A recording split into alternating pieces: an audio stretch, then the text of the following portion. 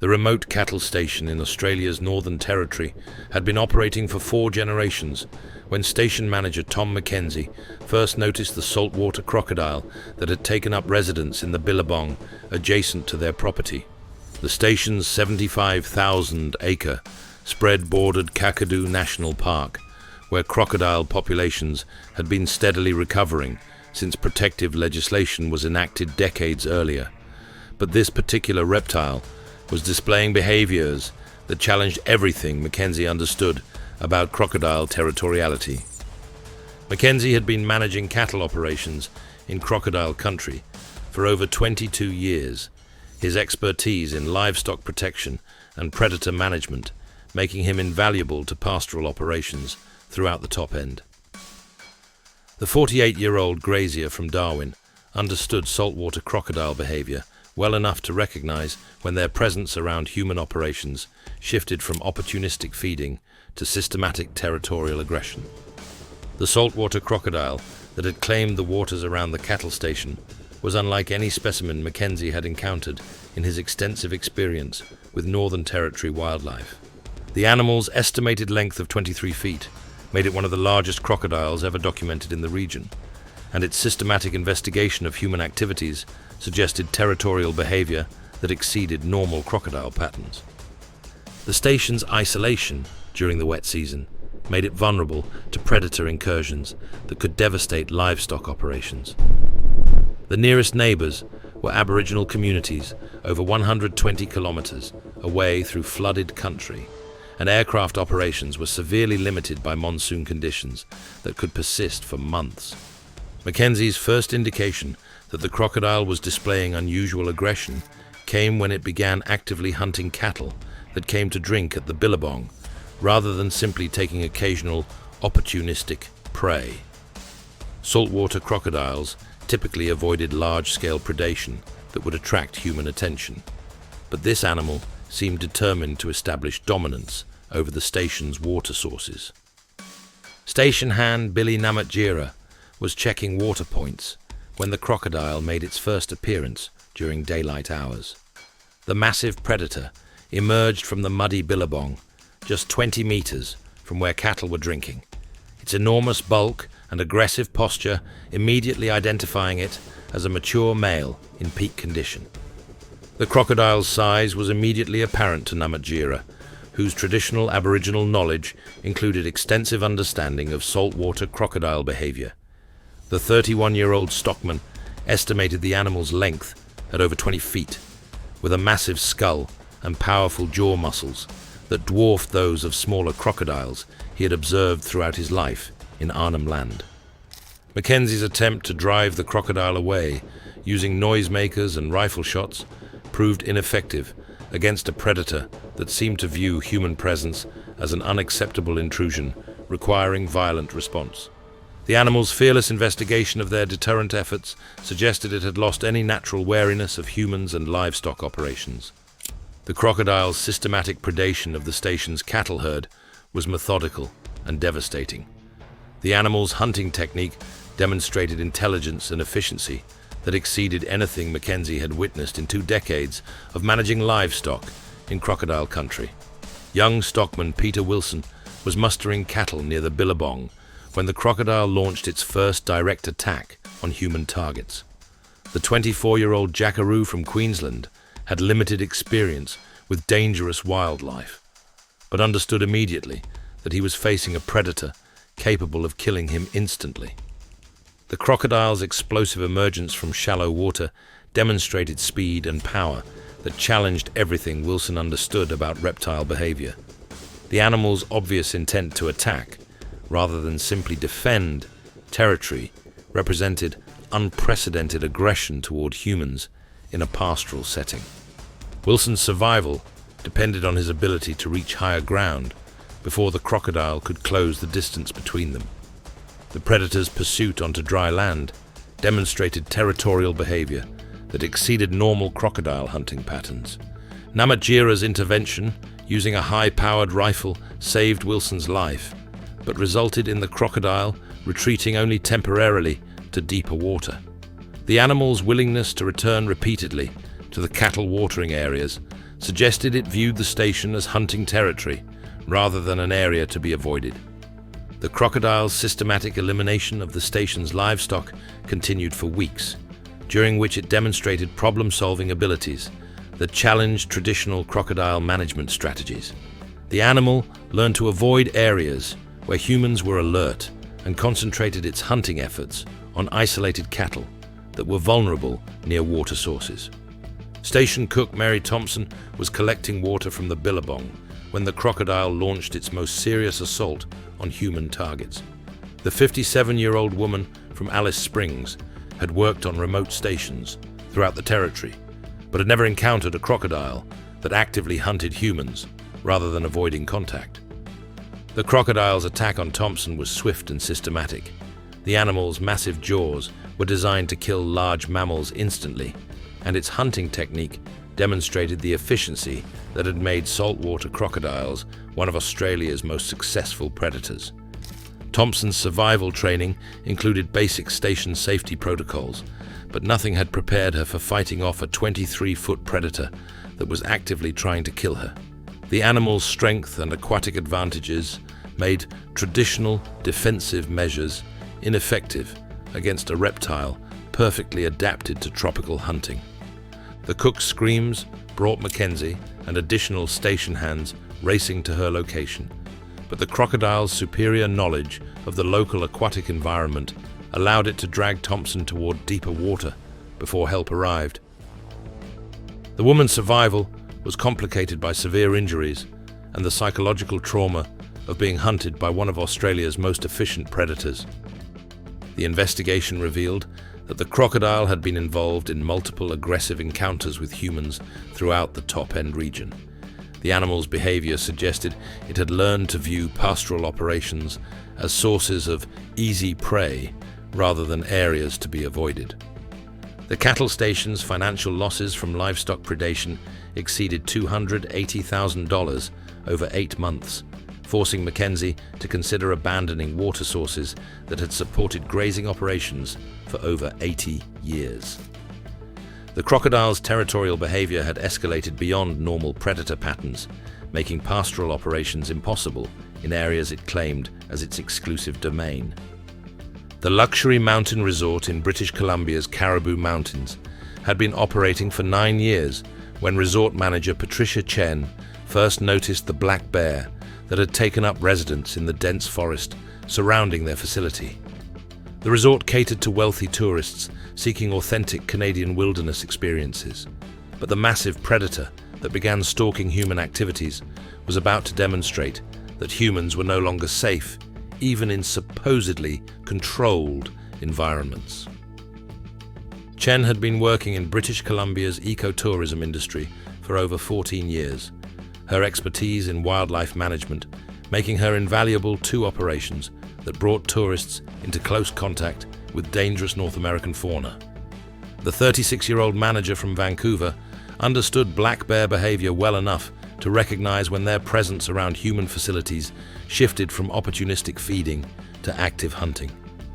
The black bear that had claimed the territory around the mountain resort was unlike any specimen Chen had encountered in her extensive experience with Canadian wildlife.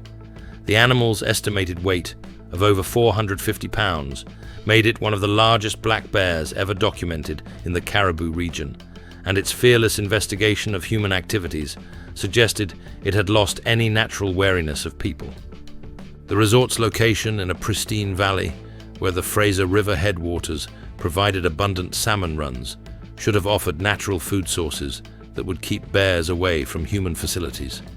But this bear had demonstrated its preference for investigating human activities rather than pursuing its normal diet of fish and vegetation.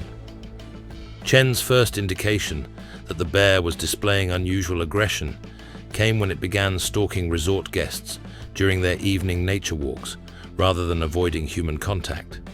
Black bears typically fled when confronted with multiple humans, but this animal seemed to be evaluating people as potential prey rather than threats to be avoided. Tourist photographer James Rodriguez was capturing images of the resort's sunset ambience when the bear made its first appearance during peak human activity hours. The 41-year-old businessman from Phoenix had limited experience with dangerous wildlife, but had been assured that the resort's location provided complete safety from predators. The bear's approach to Rodriguez was methodical and calculated. The animal used the forest's natural features and resort landscaping for concealment, while positioning itself for an attack on a human who was completely focused on photography rather than potential threats. Rodriguez's first awareness of danger came when he noticed unusual movement in the dense undergrowth, where he had been photographing wildflowers and mountain scenery. His urban background had not prepared him to recognize the subtle signs that indicated the presence of a large predator. The bear's emergence from 30 feet of forest cover demonstrated speed and stealth that challenged everything Rodriguez understood about bear behavior.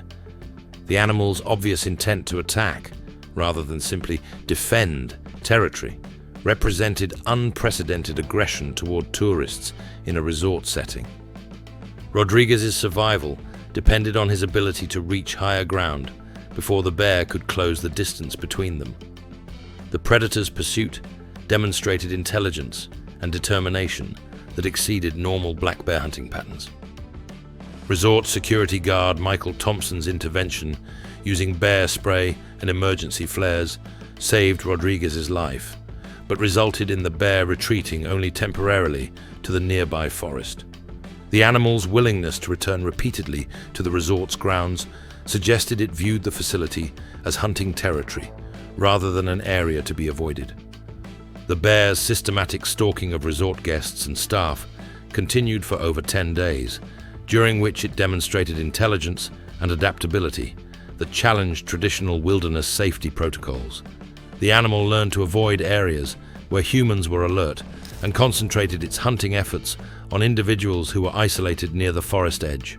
Resort guest Lisa Park was enjoying an early morning hike when the bear launched its most serious assault on human targets. The 29-year-old teacher from Toronto had been assured that dawn nature walks were completely safe within the resort's protected boundaries. The bear's attack on Park was swift and systematic. The animal's massive claws and teeth were designed to kill large prey instantly, and its hunting technique demonstrated the efficiency that had made black bears one of North America's most adaptable predators. Park's survival training was limited to basic outdoor safety briefings, but nothing had prepared her for fighting off a 450-pound predator that was actively trying to kill her. The animal's strength and forest advantages made traditional defensive measures ineffective against a bear perfectly adapted to mountain hunting. The guests' screams brought Chen and additional staff racing to her location, but the bear's superior knowledge of the local forest environment allowed it to drag Park toward denser cover before help arrived. The woman's survival was complicated by severe lacerations and the psychological trauma of being hunted by one of Canada's most efficient predators. The investigation revealed that the bear had been involved in multiple aggressive encounters with humans throughout the Caribou Mountains region. The animal's behavior suggested it had learned to view resort guests as acceptable prey rather than threats to be avoided. The mountain resort's closure was forced by British Columbia tourism authorities, who refused to permit operations in areas where large predators had demonstrated willingness to hunt human guests. The bear's territorial behavior had eliminated a tourism operation that employed over 50 local staff members and generated significant revenue for the regional economy. The offshore oil drilling platform Arctic Pioneer had been extracting petroleum from the Beaufort Sea for 11 months when platform supervisor Jake Morrison first noticed the polar bear that had taken up residence on the sea ice surrounding their facility. The platform's location, 150 miles north of Alaska's coast, placed it in one of Earth's most extreme environments, where dangerous wildlife and harsh weather posed constant threats to the 80-person crew. Morrison had been supervising Arctic drilling operations for over 15 years, his expertise in polar logistics and wildlife management making him invaluable to companies operating in environments where a single mistake could prove fatal. The 42-year-old supervisor from Anchorage understood polar bear behavior well enough to recognize when their presence around industrial facilities shifted from curiosity to territorial aggression. The polar bear that had claimed the area around the drilling platform was unlike any specimen Morrison had encountered in his extensive Arctic experience. The animal's tracks measured over 15 inches across, suggesting a specimen that weighed close to 1,300 pounds and possessed the kind of size that made it dominant over every other predator in the Arctic ecosystem. The bear's systematic investigation of the drilling platform was methodical and persistent. The animal spent hours each day testing the facility's defenses while studying human activities with obvious intelligence that suggested it was planning rather than simply exploring. Morrison's first direct encounter with the bear came when he was conducting routine maintenance on drilling equipment outside the platform's main structure. The massive predator emerged from behind storage containers, its black nose testing the air currents that carried human scent from the facility's ventilation systems. The bear's size was immediately apparent, even at a distance of 40 yards. Morrison estimated the animal's shoulder height at nearly 5 feet, with a massive skull and powerful neck muscles that exceeded those of smaller bears he had observed throughout his career in Arctic operations. The polar bear's approach to Morrison was deliberate and threatening. Instead of the defensive posturing he expected from a bear protecting territory, this animal displayed the confident stride of a predator that had identified potential prey and was moving to secure it. Morrison's retreat to the drilling platform was hampered by deep snow and the bulky survival gear that made rapid movement impossible in Arctic conditions. The bear's superior adaptation to the polar environment gave it significant advantages in pursuing human prey across the frozen landscape. The bear's assault on the platform's main entrance was methodical and devastating.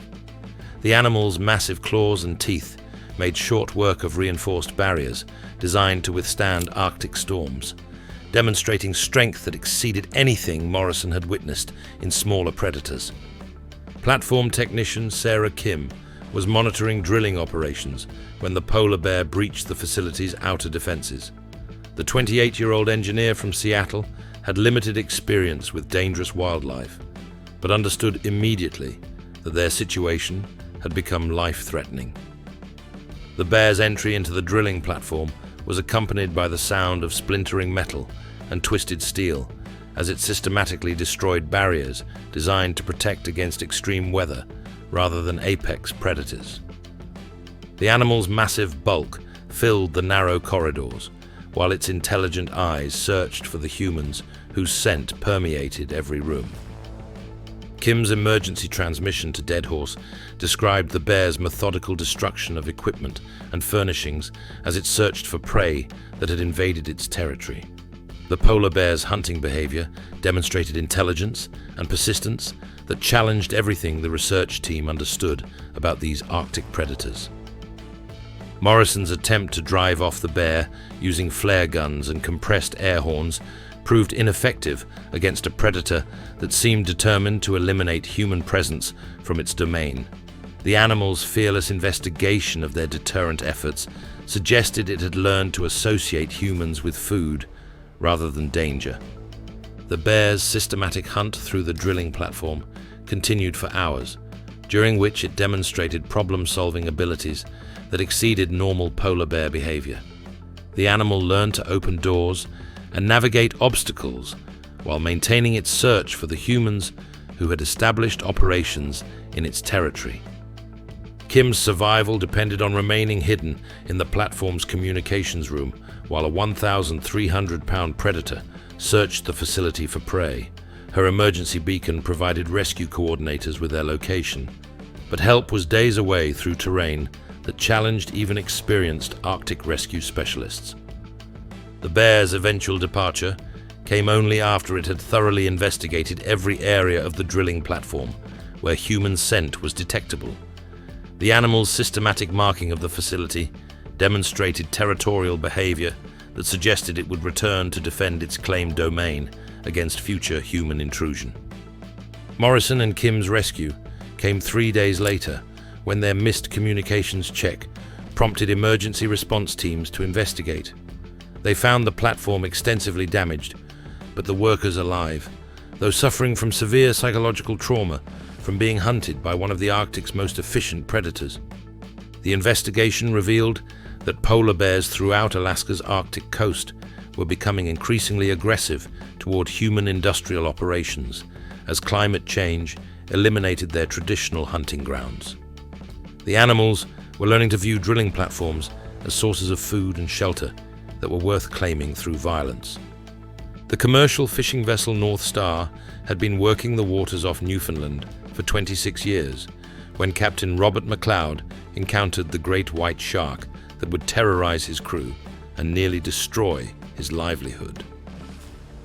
The 75-foot vessel was equipped for extended fishing operations in some of the North Atlantic's most productive but dangerous waters, where crew members faced constant threats from extreme weather and aggressive marine life.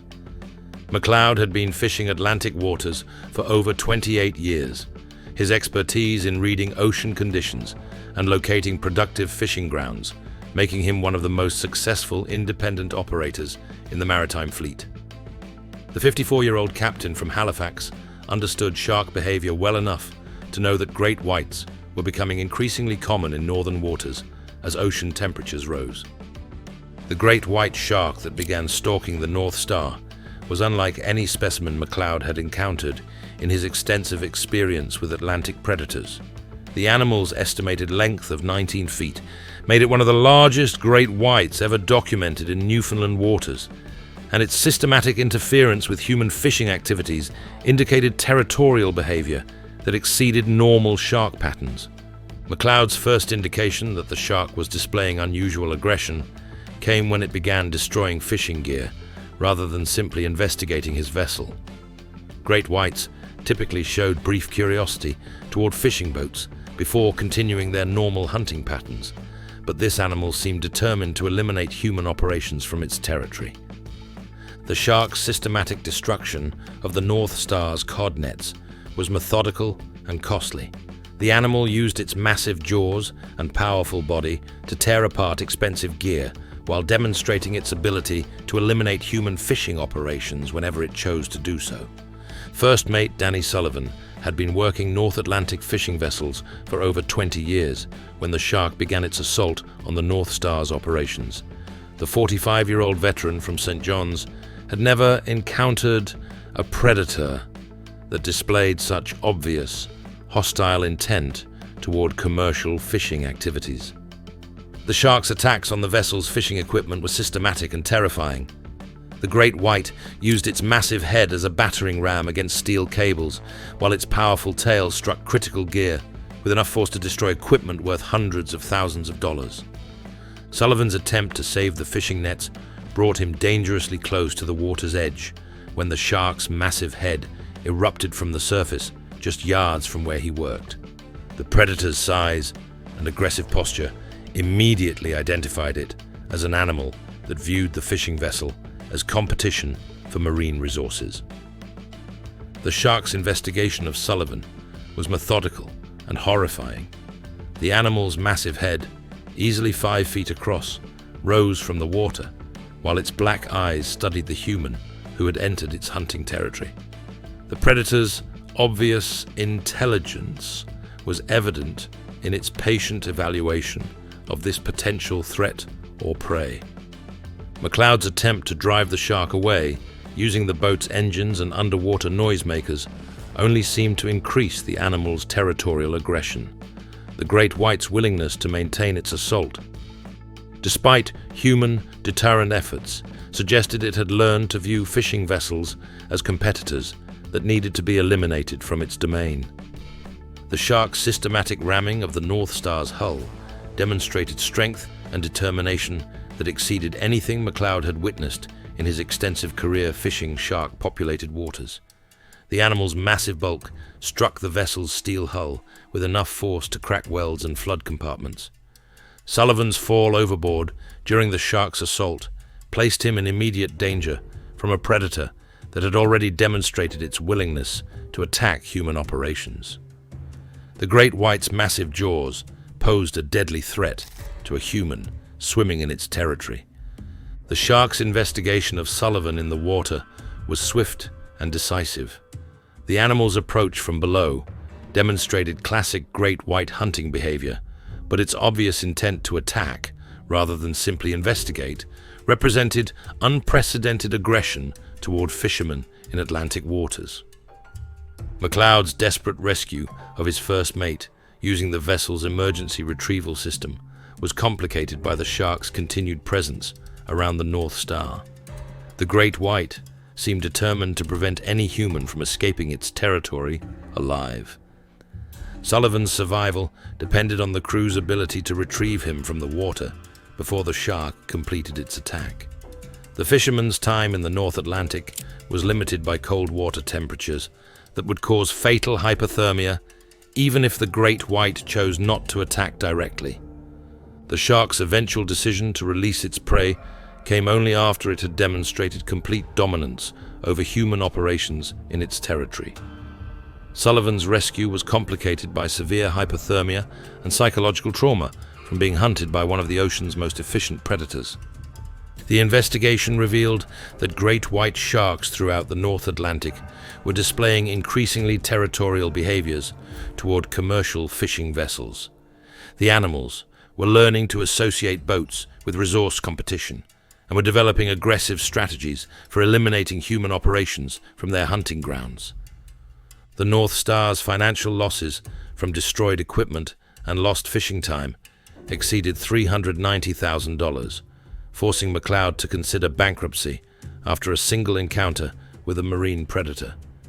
The shark's territorial behavior had escalated beyond normal predator patterns, making commercial fishing operations impossible in areas it claimed as its exclusive domain. The remote research station in Siberia's Kamchatka Peninsula had been studying brown bear behavior for 7 years when station commander Dr. Alexei Volkov first noticed the massive male that had taken up residence in the dense birch forest surrounding their facility. The station's location in one of Russia's most isolated wilderness areas placed it in an environment where extreme weather and dangerous wildlife posed constant threats to the international research team. Volkov had been leading bear research expeditions throughout Siberia for over 18 years, his expertise in predator behavior and Arctic survival making him invaluable to wildlife studies in some of Earth's most challenging environments. The 46-year-old zoologist from Moscow understood brown bear behavior well enough to recognize when their presence around research facilities shifted from curiosity to territorial aggression. The brown bear that had claimed the area around the research station was unlike any specimen Volkov had encountered in his extensive Siberian experience. The animal's tracks measured over 14 inches across, suggesting a specimen that weighed close to 1,100 pounds and possessed the kind of size that made it the undisputed apex predator of the Kamchatka ecosystem. But it was the bear's systematic investigation of human research activities that concerned Volkov most. Brown bears typically avoided scientific installations whenever possible, but this animal had been circling their station for over 3 weeks. Its behavior suggested it was studying human patterns rather than simply seeking food opportunities. The research station's isolation was absolute during the Siberian winter. Their nearest neighbors were indigenous, even reindeer herders over 250 miles away through trackless wilderness, and weather conditions made aircraft operations impossible for months at a time. The station's satellite communications could reach authorities in Petropavlovsk, Kamchatsky, but rescue was weeks away even under ideal conditions. Wildlife biologist Dr. Yuki Tanaka was deploying bear monitoring equipment when the brown bear made its first appearance during active research hours. The massive predator emerged from a grove of stone birch trees just 30 meters from where the team was working, its massive bulk and aggressive posture immediately identifying it as a mature male in peak condition. The bear's size was immediately apparent to everyone at the research site. Tanaka estimated the animal's shoulder height at over 4.5 feet, with a massive skull and powerful neck muscles that exceeded those of any bear she had observed during her career studying predators throughout the Pacific Rim. This was a specimen capable of destroying research equipment and killing scientists with equal efficiency. Volkov's attempt to drive the bear away, using signal flares and compressed air horns, proved ineffective against a predator that seemed to view human scientific activity as an unacceptable intrusion, requiring violent response. The animal's fearless investigation of their deterrent efforts suggested it had lost any natural wariness of humans and their equipment. The bear's assault on the station's equipment storage was methodical and devastating.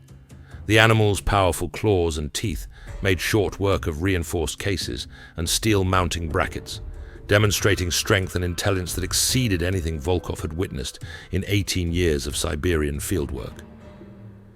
Research technician James Mitchell was calibrating tracking devices when the brown bear launched its first direct attack on human targets.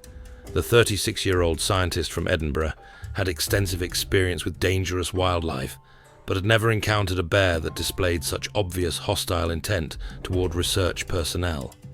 The bear's approach to Mitchell was deliberate and terrifying. The animal used the research site's complex arrangement of scientific equipment and temporary structures for concealment, while positioning itself for an attack on a human who was focused on technical work rather than predator awareness. Mitchell's first indication of immediate danger came when he noticed that the normal sounds of Siberian wildlife had been replaced by an unnatural silence that suggested the presence of a large predator. His years of working in remote locations had taught him to recognize when the environment's natural balance had been disrupted by something dangerous. The bear's charge across 20 meters of open ground demonstrated speed and power that challenged everything Mitchell understood about brown bear behavior. The animal's obvious intent to attack rather than simply defend. Territory represented unprecedented aggression toward humans in a scientific research setting. Mitchell's survival depended on his ability to reach the safety of the station's main laboratory before the bear could close the distance between them. The predator's pursuit demonstrated intelligence and determination that exceeded normal brown bear hunting patterns. Tanaka's intervention using emergency bear spray saved Mitchell's life, but resulted in the bear redirecting its aggression toward her. The animal's willingness to attack multiple humans simultaneously demonstrated territorial behavior that wildlife experts had never documented in Kamchatka brown bear populations. The bear's systematic destruction of the research station continued for hours after driving off the human scientists. The animal's intelligence was evident in its targeting of critical scientific instruments and communication equipment, suggesting it understood the importance of eliminating human capability to operate in its territory. Station meteorologist Dr. Anna Petrov was conducting atmospheric measurements when the brown bear launched its most serious assault on human targets. The 31-year-old researcher from St. Petersburg had limited experience with dangerous wildlife, but understood immediately that their situation had become life-threatening. The bear's attack on Petrov was swift and systematic. The animal's massive claws and teeth were designed to kill large prey instantly, and its hunting technique demonstrated the efficiency that had made Kamchatka brown bears one of Siberia's most successful predators. Petrov's survival training included basic wilderness safety protocols, but nothing had prepared her for fighting off a 1,100-pound predator that possessed both intelligence and overwhelming physical advantages. The bear's strength and speed made traditional defensive measures ineffective against an animal perfectly adapted to Siberian survival. The researchers' emergency satellite beacon brought Volkov and additional team members racing to her location, but the bear's superior knowledge of the local terrain allowed it to retreat into the dense forest before help arrived. Petrov's survival was complicated by severe injuries and the psychological trauma of being hunted by one of Siberia's most efficient predators. The investigation revealed that the brown bear had been involved in multiple aggressive encounters with research operations throughout the Kamchatka Peninsula. The animal's behavior suggested it had learned to view scientific installations as territorial intrusions that required violent elimination. The research station's evacuation was ordered by Russian Academy of Sciences officials who refused to risk additional human lives in an area where a large predator had demonstrated willingness to hunt scientific personnel. The bear's territorial behavior had eliminated a wildlife research project that was providing critical data about predator behavior in one of the world's most pristine wilderness areas. These encounters across the globe reveal a terrifying pattern of predatory aggression that is fundamentally transforming the relationship between humans and the planet's most dangerous wildlife. From the saltwater crocodiles claiming cattle stations in Australia's Northern Territory, to the brown bears eliminating research operations in Siberia's wilderness, apex predators are abandoning behavioral patterns that once made human activities possible in their domains. The animals involved in these attacks represent a new generation of predators that view humans not as threats to be avoided, but as competitors to be eliminated, or resources to be exploited. Whether driven by climate change, habitat loss, or evolutionary adaptation, these creatures are crossing boundaries that wildlife experts once considered absolute and permanent. If these shocking accounts of predator encounters left you questioning your safety in remote work environments and research locations, hit that like button and subscribe for more terrifying stories of when nature's most efficient killers decide human activities are unacceptable intrusions into their territory. Each week, we document the most harrowing predator attacks from around the world, revealing how environmental changes are creating deadly new behaviors in animals we thought we understood. Because recognizing these evolving threats could mean the difference between a successful expedition and becoming the next victim of predators that have learned to eliminate human competition with devastating efficiency. The survivors of these encounters discovered that the natural world operates by ancient laws that recognize no human authority or right to industrial exploitation, leaving behind those who learned too late that we share this planet with creatures perfectly designed to reclaim their territory through violence.